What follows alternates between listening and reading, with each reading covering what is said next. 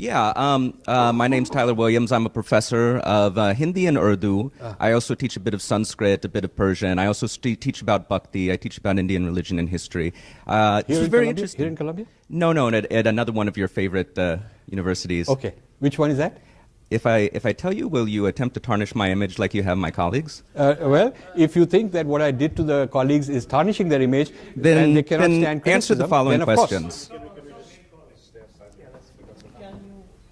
Yeah, I'll get to the question. See, this shows, but this itself shows the inability to take criticism. So if you say tarnish the image, as an academician, you have to give evidence. So you should say this is a statement you made which constitutes tarnishing the image, and I'll give you a response. Either I didn't make it, or it was misquoted, or something worse was said about me, or I would say that this is legitimate criticism. So would you like to elaborate on that? Yes, I would. Sure, please tell me. My question is, actually, I'll keep it brief. Sure. My question is this. I appreciate the fact that these students have called you here today in the spirit of discussion, and I appreciate what you said earlier about the spirit of discussion.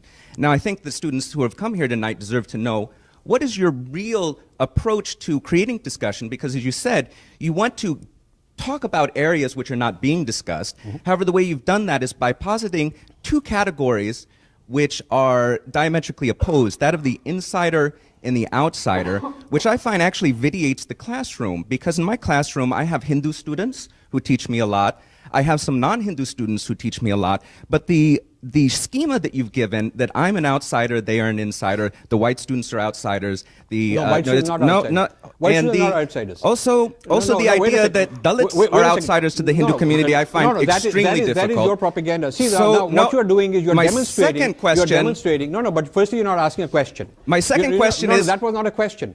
That was an allegation. But may I answer? So you have no answer to that. No, but I have an answer. You made an allegation and said you have no answer without giving me a chance, and I want to ask the second question. I can't wait to hear the Purva Paksha. Okay, so the statement that I have created whites as outsiders is incorrect. You should read my book. I've defined very carefully. I have read your book. But then you have misread it, and you should learn reading skills, because I've said very clearly. Just like you read. Yeah. Yeah. Just like you misread Sheldon Pollock's 500-page tome. But let me tell you that. I have very clearly said this is an outsider is defined by the lens he wears and not by the ethnicity. And I have also said there are a lot of... So a Marxist is not allowed to speak? Wait a second. So only a Hindu is allowed to speak? You asked a question, and you know the protocol and the decency to listen to an answer, because you're trying to be an academician with some clout and credibility, and therefore you owe it that since you made an allegation, you should give me a chance. May I please? Okay. So I want to clarify my position, because I'm entitled to defining what my position is rather than you defining it for me. So I have said very clearly that insiders and outsiders is based on the lens, and I've given a table of insider lens and outsider lens, and written very carefully many times it is not about ethnicity. And I have said that many white people are in fact insiders, and a lot of Indians are outsiders, and I've called them sepoys, I've called them all sorts of names, and they are the outsiders. So for you to insinuate that I've considered white people to be outsiders because they're white is actually incorrect. So I just want you to be for the record. Thank you for pointing that out. I actually didn't get to finish my Udharana. No, but it shows that you are more into the rumors of what people say, because you haven't really read, because this is written right in the introduction of my books. Okay, secondly, and how many people have read? Okay, so students have read more than you, the professor, because they have read the book, and you are claiming... I just said I read the book, and I've read your articles, and I've read your latest blog post about Sheldon Pollock. Yeah, but what I'm saying is that you read it wrong, but you read it wrong because you don't understand what I meant by insiders and outsiders. So that's one thing. Second thing, you are saying that this categorization of insiders and outsiders as a matter of principle is the wrong thing to do. In religious studies, we have something called emic and etic. I don't know if you're familiar with that.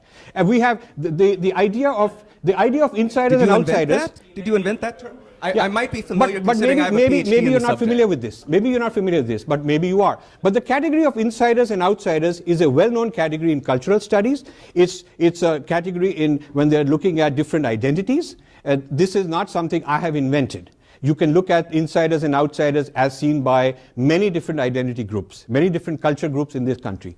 So we can discuss this, but you should be accurate and not falsify. I'm very glad you're asking this right here on camera, because it gives me a chance to illustrate the amount of denigration, unfair mischaracterization, and I'm so happy that we have a chance to talk. I'm glad too, because the way you mischaracterize Sheldon Pollock's work was Now really you quite switch to- reprehensible. My other question, my No, now second you question switch to- is... now you switch to no, Sheldon my Pollock. second question is, what is your position in front of these students? What is your position on plagiarism, considering you got caught plagiarizing No, I didn't. major sections No, of wait a work second. of Andrew Wait a Nicholson, second. one of the same Okay. scholars Wait you a have second. Wait a have second. critiqued. I have What given is an your answer. position I on have given an plagiarism? answer. You've asked a question. You've asked me 3 times. I'll give you my answer.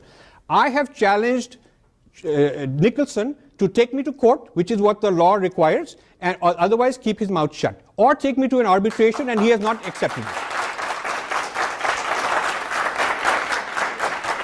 Okay, wait a second. You should listen to me. I should. An allegation does not comprise a verdict. An allegation is an allegation, and you have to take it to a neutral third party, which he has not done. Second thing you should know, his publisher, which was Columbia University Press, and my publisher, which is HarperCollins, long back had a letter exchange, which I have copies of. Have you seen those letters? What did they say? It goes off on the anthology listserv all the time. I'm talking about what does Columbia University Press letter say. Have you seen it? Yes, I've seen it. Okay. What does the Columbia University Press letter say? Want me to quote it to you? Or No. what? Maybe you should quote it, because maybe I'll get it does wrong. What does it use the word plagiarism? Does it use the word plagiarism? Because I have it with me. You didn't quote him. I'm saying you if did you have not read it, cite him as your references. Wait a second. If you are truthful that you have seen it, and your whole topic is about plagiarism, does the Columbia University Press letter to HarperCollins use the word plagiarism? You got me there. It doesn't. Okay, sorry. So you don't even know the main punchline. The elephant in the room is supposed to be plagiarism. And if the publisher is writing a letter, you ought to know whether they use the word plagiarism or not. They called it copy editing mistakes, and we request that you fix them. That's what they called it. Second, let me just tell you. Let me tell you. And Wait a second. That is what's called a euphemism. No, Have you heard of that? Wait a second. It is not, because I have seen publishers write a straight letter. I have seen publishers write a letter. Okay, then let me also tell you, if you read my book, do you know how many times I have quoted Nicholson and mentioned him by name? Can you tell me? Yeah, not 100% of them. No. That's the How many problem. times? How many times?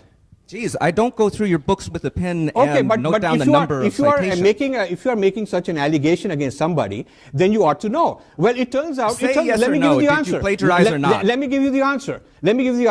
In that one chapter alone, that's the only chapter, chapter 8, where I've mentioned, where I've used Nicholson's work. There are 33 times that it uses the word Nicholson said between the words and the end notes where I've given the page numbers. And 3 times I have not put the quotes. I paraphrased it. Okay, wait a second.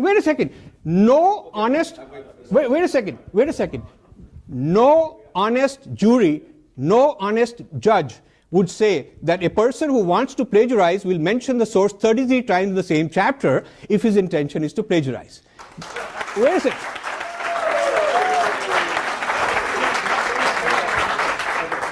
So wait a second. No. Can you explain to these people what your connection is to the BJP? Why you? Wait.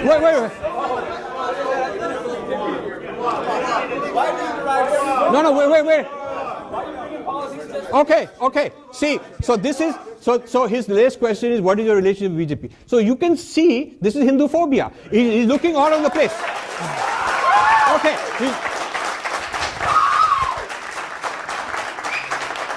All right, so... Wait a second. Let me have the last word. He is ashamed to tell where he teaches because I will do to him what I've done to his colleagues. Okay. And basically, no. Wait a second. You're shouting. Sir, Wait a second. You're trying to be a hero because maybe they'll give you a tenured job which you don't have. Okay. Maybe this is. I'm saying. No. Wait a second. No. Wait a second. What is happening is maybe a B grade person who is an adjunct teacher, you're an adjunct professor, not even a fully accredited, and you're trying to be a hero in the eyes of your fellow speakers. Yeah, but what I'm telling you, okay. Let me. Professor, I'm sorry. No, but I think this is a very important thing. Make sure you don't This interrupt now. is exactly this is exactly the sort of YouTube clip which gets me the highest hits. I'm telling you that. And I want to thank you that because you really helped me make my points. Let me make my points. And look at the dancing around, because before I can answer a question, you quickly want to jump around, and you hurt Sheldon Pollock. But then you quickly went around, are you a member of BJP? You're not able to, you don't have the mental stability to stick to a point, hear both sides before you jump off. So if you want to discuss Sheldon Pollock, let's have a discussion. And we've invited Sheldon Pollock. He ought to have been here. Why isn't he here? Why is he afraid to face me face to face so Sheldon Pollock and I can stand?